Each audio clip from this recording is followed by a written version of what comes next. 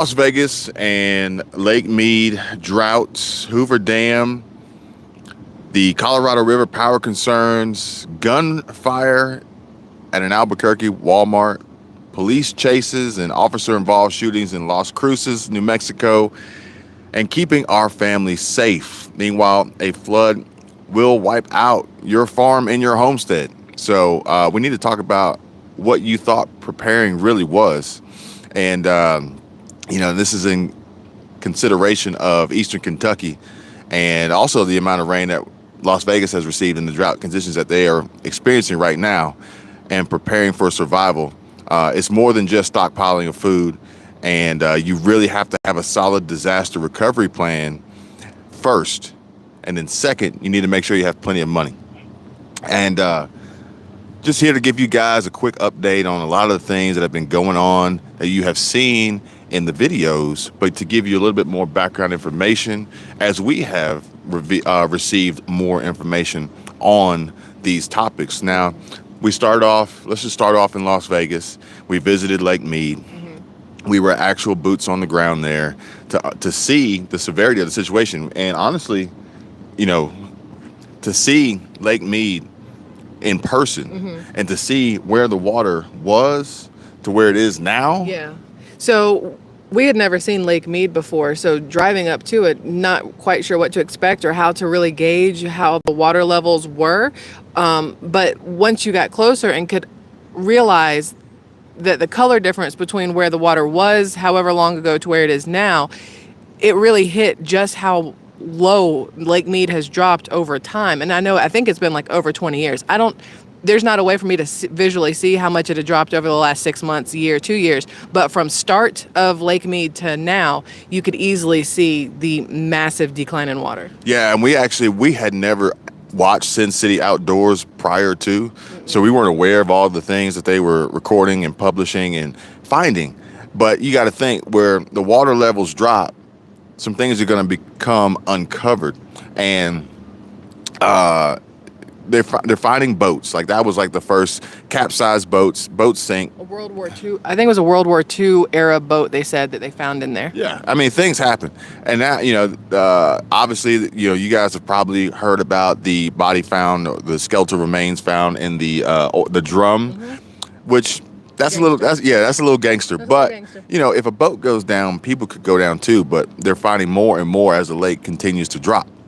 Somebody in the comments said they found a chopped up body, which that's not from a boat. That's not from natural causes. And honestly, that's the sad part about Vegas, because as we were leaving Vegas, we actually saw a police officer, and they're going to watch your video? It hasn't gone up yet. Oh, it hasn't gone up yet? Okay, anyway. All right. All right. So anyway, Michelle will tell you about that on her video. Check it out. But now Vegas apparently has experienced like this crazy flood at Caesar's Palace. Now, the beauty of it is that at Caesar's Palace, we didn't actually park at Caesar's Palace because the van was too big and they couldn't accommodate. So they sent us down the street to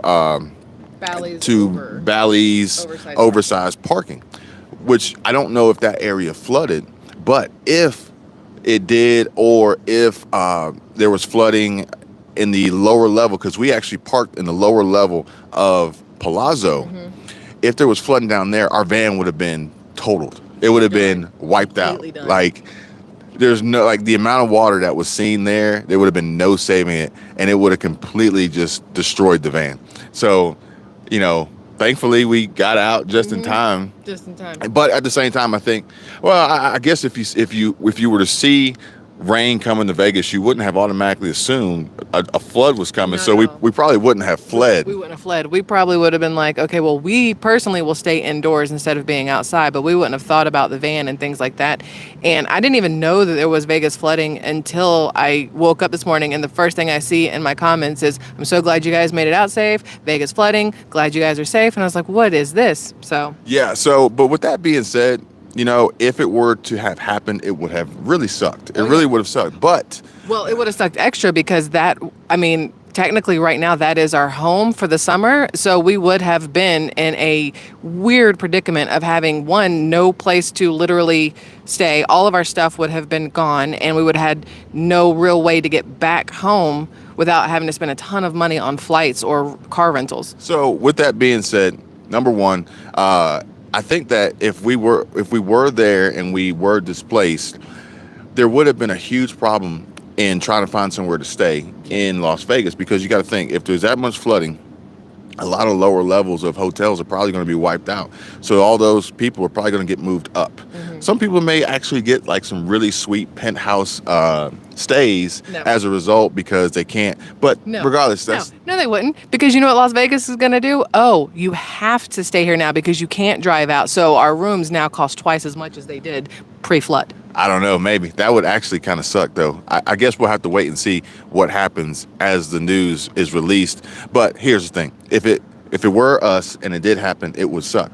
But we have insurance. The van would have been covered. No big deal. Van's even got gap insurance on it in case for some reason the value wasn't where the loan, the value was under what the loan amount was. So we have that too. We have money, we have credit cards, we have ability. Granted, flights out of Vegas probably would have been tough. Rental cars would have been tough, but we would have had the ability to pivot and make another move. And I need that screen back so I can see. Sorry.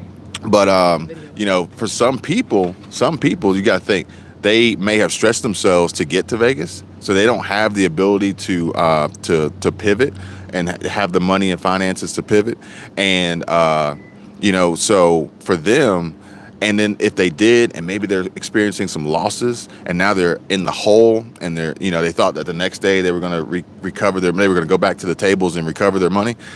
You know, I hate it for them, but for us, if that would have happened, this is why I said preparing for survival is not just about stockpiling food and having tools to barter with and farming and all that. It's not just that. I'm not discounting that, but I'm saying it's not just that, because the people in Las Vegas who are experiencing this, the people in Eastern Kentucky who are experiencing this, they are trying to survive. They are trying to survive given the conditions and the situations they're in right now. And if they're not prepared for the financial side of it, for the escape plan part of it, the complete package of disaster recovery, then they're not really prepared. You know, you can't say, oh, I'm a prepper, I'm prepped, I'm ready to go. You can't say that if all you've done is built up food. You can't say that. And for those in Eastern Kentucky, which were probably, some of which probably had some sizable farming and homestead crops and different things, and livestock and animals, and, you know, outdoor storage, and who knows what, even solar panels. Maybe if they're not on the roof, maybe they're on the ground. When the flood comes through, it wipes it all out. It wipes it all out. And if that's what your prep was, 100%, and you don't have money, you don't have a backup plan, you don't have resources outside of that, you're not prepped.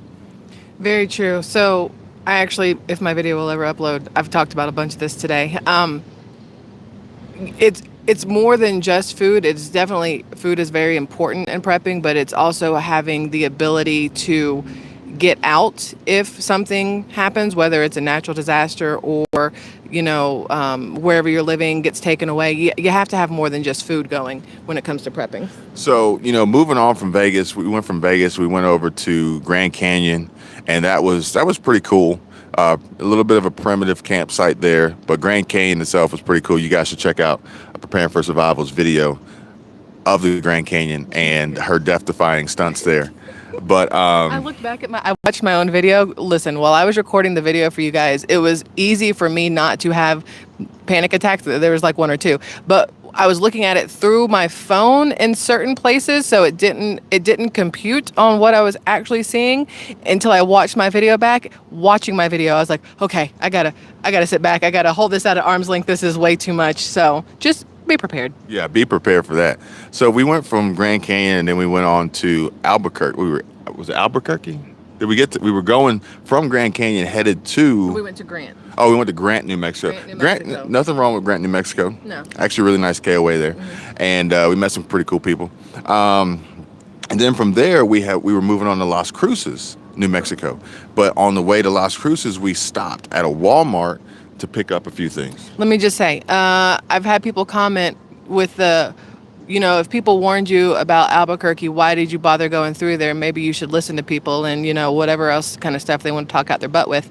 But keep in mind that when you're in New Mexico, or if you've never been to New Mexico, it's like hundreds of miles in between life and other life. There's nothing in the middle. So when you do need something while you're traveling, you do have to stop at these larger cities, whether they are safe or not. Every single city is going to have unsafe parts. But stopping in Albuquerque was a necessity. It wasn't just a, hey, let's go see if we can find some trouble. Yeah. You know, it's not like we went to this Albuquerque, New Mexico Walmart at 2 a.m. No. You know, and if it's like, if you look at it from a standpoint of don't go here because it's dangerous, well, don't go anywhere. Don't leave your Because house. honestly, I can pull up the recent news from where we used to live in Georgia, which was a great place, Yes. great place to live. Yes. And I can show you all the negative and terrible things that have happened there within a few miles of where we live to say, oh, this is a terrible place. Don't go there. No, that's not the case. But what is true is that anything can happen anywhere at any time. Very true. Plain and simple. So, you know, that if you want to be locked up and, you know, closed off and shut out, more power to you.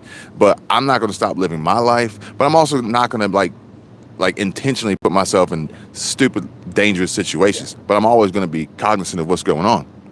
So we stopped at this Walmart, and long story short, there were some gunshots in the parking lot, and you know, everybody's fine as far as we are.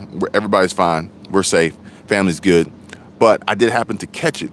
Ironically, I parked at an angle that caught the what happened on the dash cam, which is unreal. Because I was telling the security guards and telling the police, and then, you know, I realized that I was at an angle where it might have picked it up, and the wide angle lens on the camera and the camera quality is actually pretty good. Yeah, it's I think very it's good good. enough to pick up the license plate on the car that they're trying to find.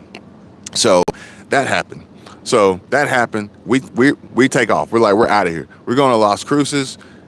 As you know, we're on our way to Listen to crazy. We're on our way to White Sands National Park, and you know, we stop at Las Cruces. And the funny thing about Las Cruces is, as I post a video and I'm sharing this, now granted, there's some people in the comments saying, "Oh, James Harden is getting worked up. James Harden is overreacting. It's just a car backfiring and the police driving by."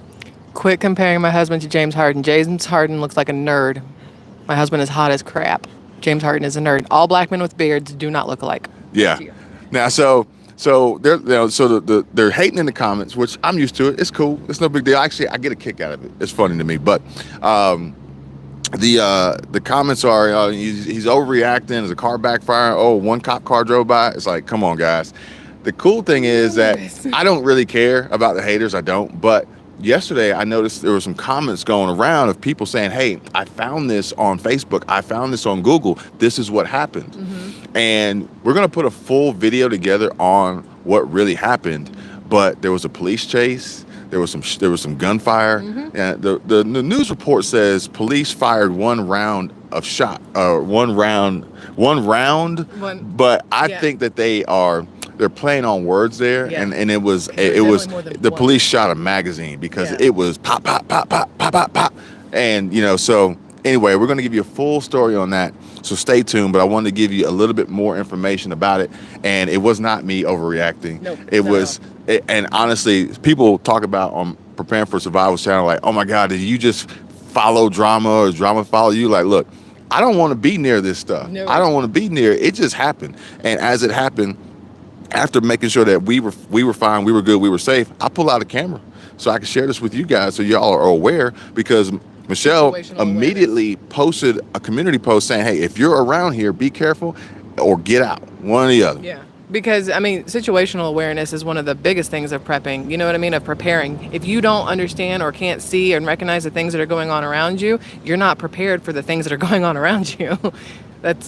You have to pay attention to absolutely everything. And you have to, this is going to sound, I guess, I don't know, but you have to look at things through, I think this is wrong. Rose-colored glasses, I think, is when you're looking at things in a really good way. But you need to look at things in a gray-colored glasses? I don't know. But you need to look at things that everything has the potential to be bad. So keep that in the back of your mind always, because if you keep in the back of your mind that this could be bad, that could be bad, this could whatever, it helps keep you alert to the things that are going on around you. Yeah, honestly, like I see it in the youth that they don't know bad exists, which is kind of like it kind of actually makes me feel kind of good knowing that they don't spend their time daily worrying about bad things happening. But then it kind of worries me that they don't, because then they're blind to bad things could happen. So on my channel, I do get some people who are like, I can't believe you're taking your daughter to these places in, like Seattle and San Francisco and exposing her to this. And it's like, why would you not want your children to understand what is actually happening in our country, as opposed to just the glossed over stuff that they show them on TV or on, Disney and Nickelodeon and things like this. Everything is not just hunky dory, everybody's friends. And, there's like the bully, but then your besties at the end. You need to understand at every single age exactly what is going on in the country. Her learning now is going to put her in a much better position when she is out on her own. She will understand what this country is capable of and what the people are capable of and where things could go wrong. So we were watching Iced Coffee Hour. It's a podcast with Graham Stephan, and he was reading some of his hateful comments, and one of the hateful comments was saying that he needed to get out and get more perspective. And that's what we're doing, because I can only share with my daughter so much information that I can think of. But as the situations arise, I then am prompted to share more because of something happening, a question that was asked, an occurrence. We were walking through Anaheim, and she had asked me a question about the homelessness, and I explained to her that, everything isn't always what it seems. Which we figured out. It isn't always what it seems. And this is situational. And this is not what schools are going to be teaching. And I would much rather have these experiences together. One, to have them create the memories, they'll last forever. But also to be there to explain everything that I can possibly explain at that time and teach her how to think. Yeah. I'm not teaching her what to think. Just how to think. I'm teaching her how to think and how to behave and how to respond and react in these situations and how to travel safely. She's already said she wants to go to London. She wants to go to London. I don't know what that is. I don't know what that is. It was big, whatever. She wants to go to London, and more than likely at some point she's going to go to London with some friends or whatever, and I'm not going to be there, but I'm going to trust that she knows how to think. That she has seen enough and understood enough and questioned enough things to keep an eye on everything that's going on around her, to keep herself and whoever she goes with safe. And also, if there is a situation, she would know how to respond in that situation and kind of how to stay away from areas that may be bad situations. Yeah, and somebody like y'all, not y'all. I'm not gonna say y'all. But look, there's some people out there that jump in the comments. I don't know what's going on. I wish you the best. It's almost like they wake up in the morning and they go, you know what? You know what? I got so much money in my bank account from all these stimulus checks that Mitch McConnell said we're all flush with cash from the stimulus check. I got so much money in my bank from stimulus checks. I don't need to go to work. But what I am going to do is I'm going to jump on YouTube and I'm going to try to shit on everybody else's day. There you go. I'm going to jump on YouTube. I'm going to try to make the worst, that most hateful comments that I can possibly come up with. And I don't get it. It does not make sense to me. But with that being said, somebody commented like, how dare you call your daughter the kid? Because she is the kid. She's my kid, and I'll call her whatever the crap I want to call her. But she's the kid. She also has numerous other nicknames, but she is the kid. So. Yeah, She's over there just chilling next to the pool while we do this. Yeah. Once in a while, I'll make eye contact, and she goes, it's just our thing. It's just whatever. Tell me there's a kid that has a worse life than her. I'd love to see it, but I don't understand why people want to jump in the comments and throw shade. But either way, for those who don't, we really do appreciate it. We appreciate you. And I really do appreciate everybody taking the steps to better prepare themselves for a financially secure and an improvement to their finances in the future, especially as it relates to small businesses and side hustles and passive income. As the group is growing, the group is growing, and I know that everybody in the group is gonna see some great benefits from being in the group. And I had a community post, and it shows the cash flow quadrant. So if you guys don't know what the cash flow quadrant is, never seen it, don't know anything about it, it's up on a community post. Check it out. And it breaks down the 4 types of people. Basically, you have employees, you have self-employed, you have business owners, and you have investors. Now, it also breaks down where most of the wealth is built as it relates to where you fall into that cash flow quadrant. Employees can generate massive wealth. Don't think they can't. But typically, the employees that generate massive wealth are not the ones wheeling this extremely loud garbage can behind me. It's funny when you start recording on YouTube. If you guys ever want to make a YouTube channel, and you'll notice that when you start recording, there will always be some form of distraction. Yes. Some loud noise, an airplane, a lawnmower. Like gunshots. Gunshots. You could be recording in the middle of the Sahara Desert, and you'll hear a lawnmower and a weed whacker crank up. It's that same thing when you have a new car or a nice car and you park it at the back of the parking lot of someplace, and then you come out and there's a cart right up against it. Or if you go to a bathroom and there's like 20 urinals, and you go to the one at the end, and the other guy shows up, and you're the only two, and he's like right next to you. Right up here. How you doing? Like, bruh. Elbow. Like. Elbow to elbow. Anyway. Thankfully, girls don't have to worry about it. But employees can generate massive wealth too, okay? But typically these employees are going to be like high-level executives, CEOs, CFOs, COOs. So it's possible. And it's also possible as an employee that makes a modest salary that you can generate wealth by, in addition to being an employee, you can be a business owner and an investor. So I just want to give you a little bit background and insight to how the cash flow quadrant works, and just so you can understand where the money is made, but it doesn't limit how the money can be made.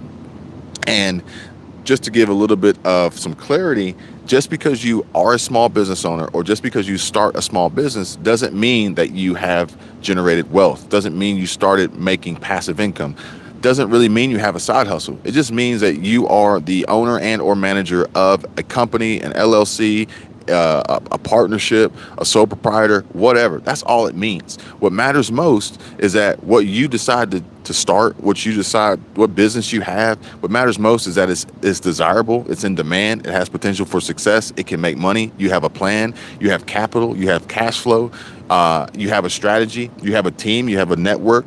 Networking is huge, but what matters most is that it can make money. Because just saying you have a small business, just saying you have a side hustle or anything like that, and it doesn't make money, it's just a hobby, basically. I agree. Yeah, I'm the business end, and she's the personal end. I was about to say I'm the personality. Yeah, but I think she's actually responding to her comments now because I'm trying. I'm sorry. That's why I'm she'll post and she'll dive into these comments, and me, I'm always continuously working on bringing you guys more information, more value. Not that she doesn't I was about to say, bring, you're trying to get smacked online. but I have to kind of shy away from responding, because if I start, I'll be there all day, and then I'll never bring you guys anything more. But then I'll also start digging into those in the negativity, and then the negativity is going to diminish what I can bring to you. And that's the problem with me. The downside is I do get into the comments, and you guys on my channel, you're like, well, we don't see all that. And I'm like, I know, because I shield you. I'm a mom. I tried to shield you guys from the things that could hurt you. If it hurts me, it might hurt y'all. So I try to get rid of everything. But in order to get rid of it, I have to see it first. So I'm the one who sits there, and I wake up in the morning and I jump on YouTube to check comments from you guys. And it starts off with just that one person who decided to wake up and see exactly how hurtful they could be to a stranger they've never met for unknown reasons. That's what I deal with a lot. But you know what? Thick skin. So there's that. Yeah, and it happens. And I watch other channels on YouTube. I watch other big successful channels, not in just this niche, and all across several niches, and they all experience it. So if you were out there and you have a channel, if you have any social media platform that you've opened yourself up to the masses, just know that it's coming, but also know that they're a minority, and you have to kind of like ignore that, push past it, and just keep going and doing what you plan to do, and don't let that bring you down. Because they will come at you personally. They will, no matter what your video is about. My video could be about literally food prices, and it's a personal attack on how I look, how I sound, what I think, my family, just stuff and that. then it for doesn't me, make sense. and then for me, when they start to go into the race portion of it, it's like a your mama joke. You're gonna have to come a whole lot better than that, because like it doesn't even faze me. But what is really crazy to me is that I could promise you, nobody has the balls to say what they say in real life. They're hidden behind this computer. They have this shielded keyboard warrior. And look, do you whatever. I'm gonna keep doing me. But I can guarantee you, one, if you met me in real life, you'd like me. Yes, very true. And number two, even if you didn't like me, you wouldn't say it. And here's the thing for me. I'm just going to put it out there. I'm so sweet. I'm so nice. I love everybody. But if you were to say anything to my face regarding my husband or my child, I have no problem making you lose consciousness. Yeah. Anyway, I'm the peaceful, nonviolent one. I'm not. So y'all better be careful. I'm not. But anyway, that's besides the point. More and more people have asked for us to do more videos together and put together podcasts. So This is how much we love you guys. It is hot out here. I don't know if you see me. I keep trying to get all the sweat off of locations that are sweating, but there's lots of locations you can't see that are sweating. This is how much we love you guys. No, yeah, we are in the shade, but we are in New Mexico. My kids over there going, it's so hot. Can you finish? Could you please hurry up? Yeah, the average temperature in New Mexico is 200 degrees. That's so, what it feels like. But more and more people have asked for more of us together, more opinion-based content, more deep dives, learning more about us, and like a podcast style where, the visual's not there and you can just listen. Now, Michelle wants to create a way for it to be interactive so that as you listen, you could engage. And, on a YouTube live stream, you can do the live chat, you can comment. But it's hard to go back and forth. It's hard for me to see, like, my eyesight's great, but I can't see anything that's happening on his phone right now. But it's hard in a live chat to try to read everything and respond in time because it goes through so fast. So if there was a way to literally just, hey, Stacy, how's it going? Just and here the little chat pops up and then it disappears immediately. Really so quick. Michelle wants it to be interactive and maybe gather questions and comments and topics, allow people to call in, and just be more interactive than just the text on the live chat. But we'll see how we can make that happen, which, we'll be working on a plan for that and probably execute on that when we get back. So we're not trying to do it while we're traveling on the road. But while we are on the road, we're going to continue to bring you guys more information of what we're seeing around the country to try to bring you. Oh, the kid, she's hot. She's moving. She literally picked up her chair and moved it from the sun Yeah. to a corner of the shade over there because So we're gonna have to She's get out of here soon, and get something to eat. But we're gonna continue to bring you guys more of what we're seeing out here versus just our little corner, our little neighborhood, to really give everyone a better idea, like a non-biased, truthful opinion of what we see going on in the country, what is a problem, what isn't a problem, what could be a problem. And right now, the western half of the United States is, despite the rain and the flooding in Las Vegas, there's still that isn't going to put a dent in the water levels needed at Lake Mead, Lake Powell, Great Salt Lake. And Great Salt Lake is more of a natural resource habitat versus energy source and water for people. But at the end of the day, the western half of the United States is experiencing severe drought, and the eastern half of the United States, eastern Kentucky, they're getting hit. But the eastern half, they're going to have, probably east and west is potentially at risk of supply chain issues as a result of the possible railroad strike. So let me just give you a little bit. West, north, south, mid, all of it. Let me give you a little bit of an explanation as far as my video yesterday. So someone who works on the railroad commented on Preparing for Survival to give this information of what will happen.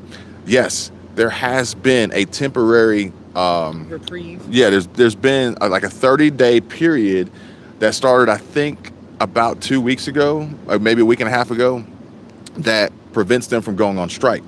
After that, I think they have another 30-day cooling off period. But I think what the person was saying, what the commenter was saying, I believe his name was Tyler, was saying was that the negotiations are not going to be successful. Therefore, after this 30 and 30 or this collectively 60-day period, he's saying there's going to be a strike. Not that there is one or it's going to be tomorrow. He's saying that the negotiations are not going to be successful. So in addition to that, I've read in the comments that people are saying that the amount of the raise, one, they say that railroad workers make great money. They should be happy. And I don't necessarily agree with that, because regardless, whatever job you do, you should be compensated for it.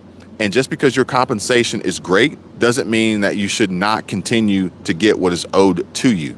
And additionally, the percentage increase has been exaggerated for the simple fact that they haven't received their raises previously. So all right, so CPI inflation reports come out and it says that inflation has been 9% for the month of June. But that's on top of 8% for May. So if you were to say, oh, well, what's the CPI inflation for the first 2 quarters, the first half of 2022? Well, it's going to be somewhere around 30-40% as you add up those months. Yeah. So then it's like, wow, that's a huge number. And that's the same way with the railroad and the raise and the salary increase and adjustments that they're requesting is because it's pent up over 3+ years. So for you to sit there and say that that's crazy, I only get a 3% raise. Well, guess what? If you didn't get your 3% raise for 3 years, what's the percent? No, it's exponentially increased beyond 9%. Okay. It would have to be increased beyond 9%, and that's not even taking into consideration the loss that you experience by not having the raise. True. And the cost of living increases as inflation occurs. Because honestly, employers should be working on cost of living increases and cost of living adjustments. Otherwise, they're at risk of losing their employees, plain and simple. Correct. If you can't afford to shop at the places you work, or you can't afford to live, it just all goes to hell in a handbasket. Yeah, well, yeah, that's like I was telling you guys yesterday. The young lady, she left Orlando and moved back to New Mexico to live with family because what she was making there wasn't enough. So she left. Yep. But she's still not in a position now to be on her own, but now she has someone to split the costs with her, ultimately not putting her degree to use. But at the end of the day, the position that she was in, that she held for that job, for which she went to college for multiple years to get this degree to specialize in, she's just not going to do it. And I also expect to see more educators taking this position and jumping ship, leaving our kids in classrooms, probably overcrowded classrooms, or underqualified educators. Sorry, I think it was Florida. I read a thing in Florida that there are so few teachers that they are allowing previous veterans and military and people like that to go into classrooms as teachers without a teaching degree. Yeah, so, and I called this, okay, and this is what I expect to see happen. I expect to see the school system take a huge shift towards AI and technology. Shouldn't be any shock there. They practiced it when they shut everything down for C-19. That was the practice run. I expect to see them move more towards that, into a larger classroom setting where the kids will go to school to learn on computers that they were doing remotely, but they're going to go to school to learn on a computer where 1 or 2, maybe not even considered actual teachers, could be just aid and assistance, like technical assistance, tech support for the kids on the computers, but the computers are going to teach the lessons, the computers are going to manage the curriculum, and that's going to be school. They do that in other countries already, like in Japan. If you watch anything over there, they go into class with their laptops, pull the laptops out. There's a teacher who stands at the front, but everything is done on the computer. And I don't love that idea because it takes away the interaction between the children and between the child and the teacher, so that you learn how, 1, to speak to adults, 2, how to interact with other kids, 3, how to learn hands-on. There's a lot of things I don't like about it personally. Right. But you have to understand that this is the direction that we're going. So we saw a direction that our school system was going in Georgia, and we didn't like it. So we left the state. Yeah, so we left, only to find out that just a few days ago, they've now reinstated a mask policy at school. In Georgia, not Yeah. Florida. So we're not really into that and not interested in where that's going, but we have to understand that it is a possibility and we need to distance ourselves from it. We have to understand that technology and efficiency and cutting overhead expenses, especially with the human workforce, is going to play a part in the school systems. And you have to realize that that is coming. Prepare yourself for it. I don't know if it means you're moving to a private school. I don't know if it means you're moving to a different school district. I don't know if it means you're moving to homeschool, which people have suggested. Why don't you just homeschool your kid? That is not an option for everybody. People do still have to work, and if you rely on one or two incomes in order to keep your family moving, stopping that in order to homeschool is not going to be an option for a lot of people. Yeah, and I mean, for the sake of our relationship, homeschool is not a great idea. No, the three of us would kill each other. I mean, we've made it great these last 4 weeks, but every single day, all the time, she and I would kill each other. Yeah, Michelle actually is going to need to put together what it's like to live in a van semi full-time for With a month. a preteen and a man. Yeah. Fortunately, we didn't bring the dog because that would have been That would've really been too interesting. much. We would have left him somewhere and been like, who here wants a dog? But I'm kidding. I'm but totally homeschool also. I know that there's a school that was in Georgia near us that has a full online campus program. I think you go in once or twice a week, maybe, and they've now initiated this program from K through 12, so they get all the funding that all the other schools get. They did it for the money, obviously for the money, because a kindergartner trying to learn via online classes is just ridiculous to me. Yeah, so I'm against the homeschool for the fact that I want my daughter to have human interaction and develop social skills. Look at this one. This says terrible wife, rolls eyes.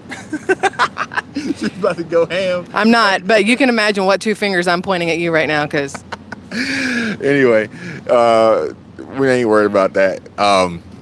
But yeah, I want my daughter to have human interaction and develop real social skills and be able to, really engage in the world. Because I ain't gonna lie, like, I think that we are where we are today for the fact that we know how to talk to people. We know how to engage with people. I'm not even talking about YouTube and talking to you guys. I'm just talking about in real life and developing relationships and connecting dots and just being in general good people. I don't know if you can pull that off if you can learn that through a computer by yourself. A computer can't teach you empathy. A computer can't teach you how to recognize the signs of distress in somebody or how to recognize if they need somebody to talk to or need a hug or a hand.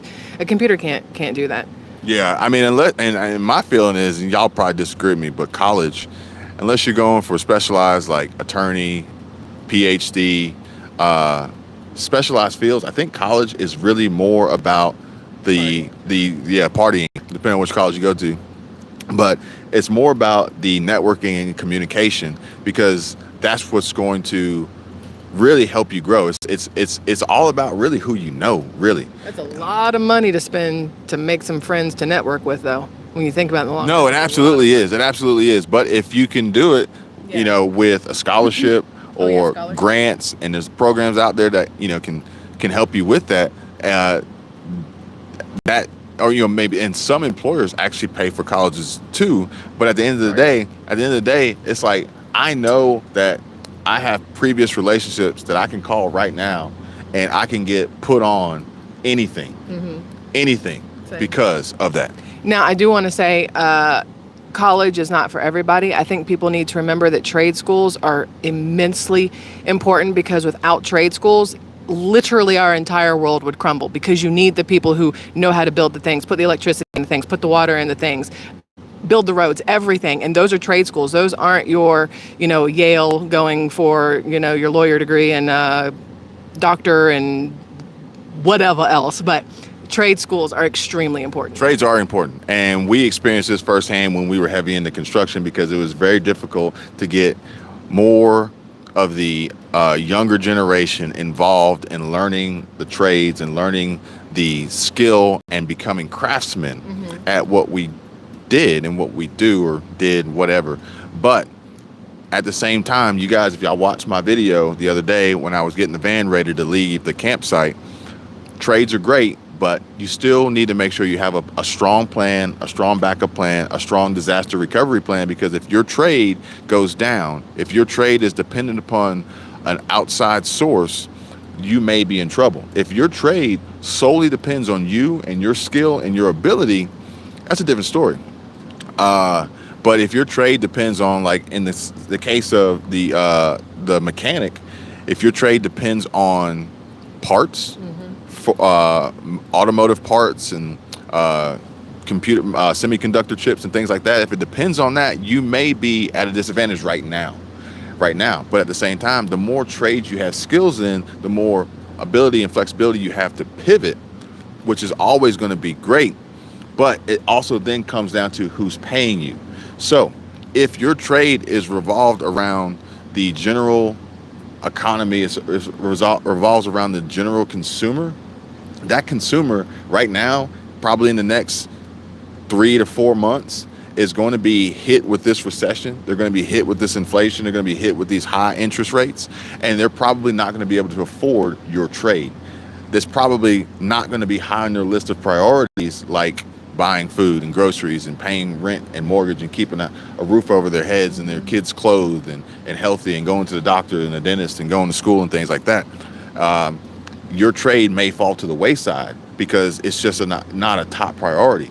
And having multiple skills in multiple trades is going to be great, but depending on who your customer is, if you can make your customer, if your customer is the government, or if your customer is an insurance company, you're at an advantage versus your customer being just a regular retail consumer.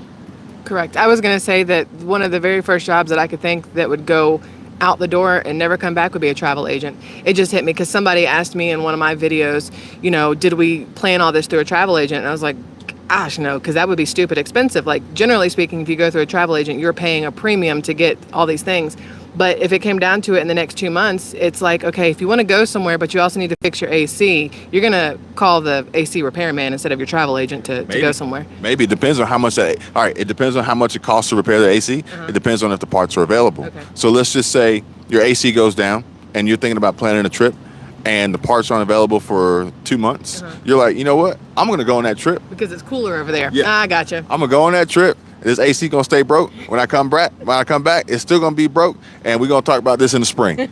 Okay, very good point. So it's all situational, and we can have these conversations for days. Which is what you and I do. Literally, this is what we do all day long while we're driving in the van, just back and forth. So I'm gonna try and see. The last time I tried to adjust any settings in the live stream, it ruined the volume. It messed up the audio. So I'm gonna try to see if I can get this super chat to show up here. Whoever it was, I appreciate it.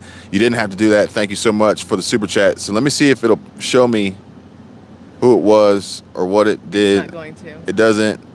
Let's see. chat. Super chat. Let's see. Super chat. Okay, it worked. Oh, you did it. Okay. All right, Joshua. Okay. You guys are awesome. Really a blessing to us all. Hey man, I really appreciate that. That's really cool. Thank you. You and likewise, you guys too, because we couldn't do this. Let's see here. Ask them if the audio's messed up now. Yeah, is the audio messed up? But we couldn't do this without you guys. And so we really do appreciate the kind words that we do receive from time to time, which, I do not appreciate the negative stuff. I do not appreciate it. Just put that out there. I understand that sometimes the negative is a misinterpretation of what was said. It was a misinterpretation, or it was a knee-jerk reaction and you didn't finish watching the video, or you automatically made an assumption or an opinion based on what you thought you heard or thought you saw. Thanks, Joshua, for confirming the audio is fine. Appreciate that. And case in point, the video of the motorcycle, it wasn't a video about a motorcycle. It was a video about Walmart and the changes that businesses are facing today as a result of the economy and the supply chain and Russia and Ukraine and China and everything that's going on, and Jerome Powell and the Fed and interest rates going up, and Biden and his ridiculousness. Biden, he shrugs off the recession talk yesterday on that live broadcast. It's ridiculous. And It was You not talked the in this video. paper like it was a microphone. Yeah, you talked into the paper. Repeat line. Repeat line. Repeat line. So it's not about the motorcycle, but there was a motorcycle in in uh in the video. There was a motorcycle in the video, but it wasn't about the motorcycle. But I also wasn't saying that the motorcycle should move over so we could share a lane. Yes, I that's was where it got saying confusing for people, I I was think. saying that it was extremely dangerous for him to ride so close to Yeah. the middle line with the oncoming traffic. I understand that the middle of the lane is not ideal. Yeah. I rode motorcycles for, I don't know, 15 years. Like, Yeah. I get it. I understand. But me, there's no way I would be riding on that 2-lane road that close. I would probably be switching back and forth as the oncoming traffic was coming, so I'm not so close to them in case one of them is on their cell phone and not paying attention, or Which we saw a lot. or looking off to the distance at the deer or the cow or horses. what, the horses that, you know, we got dash cam footage of horses crossing the road yesterday, not paying attention to us as they're heading, as we were leaving Grand Canyon, as they're heading into Grand Canyon, eyes wide, looking for sightseeing and nature, not paying attention to the small motorcycle that is right there, probably in their line of sight of their A-pillar, that they can't see the motorcycle. Yeah. That's what I was saying. Yeah. But people jumped all over me in the comments, and I don't think they really understood what I said. I said it Welcome the to way my that life. I thought Welcome to about my it, life. and then I listened to it again. I was like, maybe Maybe they that's why. misunderstood what I was saying. Yeah. And yeah, Which so is why in my videos I'm always like, y'all understand that, right? Like, what happened in here made sense when it came out, right? Like, y'all get it? Because that happens to me a lot. But at the end of the day, sometimes with that happening, the comments come off so rude and like angry and just negative. It's like, damn, they're like, did I hurt you? You're like, let me watch my video again. What did I do? It's like, did I come over there and like pee in your Cheerios or something? Like, what's going on? You need a hug? You need a hug? Cheerios are bad. Cheerios are bad for you. Cheerios are bad. Air is bad. Water is bad. Like All is everything's bad. So yeah, Take care. fear mongering. We're just stating the obvious. Like, you know, that's the other thing. People are like, oh my God, you're inciting fear. None of this stuff is going to happen. Like, oh, I think the best ones are the ones that say, there's no recovery from this. There's no, like, There's always a recovery. Meanwhile, history shows that we've been in recessions before. And a recovery. History shows that the Fed has been unable to initiate a soft landing and has caused a recession before. And here we are today. Here we are today, and Well, we'll never recover from it. Every recovery is different though. So you're going to recover in a different way. You're going to recover maybe in a way that you don't want, but there is going to be some sort of recovery. There's always a bounce back from when things just. I don't like being delivered a problem and dwelling on why it's a problem. Instead of looking for I a hate that. solution. I don't want a problem, and we spend our time pointing our finger at who caused the problem. I hate that because it doesn't solve the problem. Okay, so with the problem that we have, I don't want to hear people say we'll never recover from this, because that's not true. I'm not going to sit here and dwell on the fact that we'll never recover from it. I'm going to sit here and focus on all the ways that we can recover from it. I'm done. I agree with him. So we are going to head out. Appreciate you guys sticking around with us. Thank you very much. For I this wish I could long. have read your comments. I have contacts in, but it's bright out here, and my contacts obviously don't want to work today. So Yeah. The cool thing about Joshua's comment is that it stays up there because of the super chat.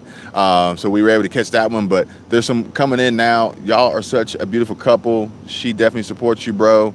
always, 100%. Yeah. Always, ride or die, A1, all that stuff. Always. Yeah. It's, you know, as we, Now, if we disagree on something, we talk it out as opposed to, crap on each other, basically. I don't no, know. yeah. If we disagree, we automatically know that I was right, and then we talk it out and figure out why she was wrong. But no, like as we were putting these videos together recently and reminiscing on past instances on how we have been preparing for so long, it like reminds us of where we started, which was like nothing.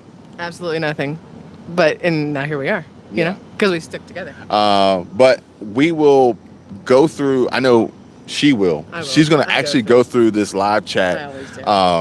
after it's done. And then from that, try to address a lot of the comments and questions and suggestions brought up in the live chat Side for the next one. Your kid over there, the kid, your kid, my kid, our kid over there is watching the live stream, and so when you said, "Does the volume work?" she was trying to get my attention. Be like, "Yeah, it's good. That's right." We got another view. Hey, you better give it a like. Stop playing. But we'll see you guys again.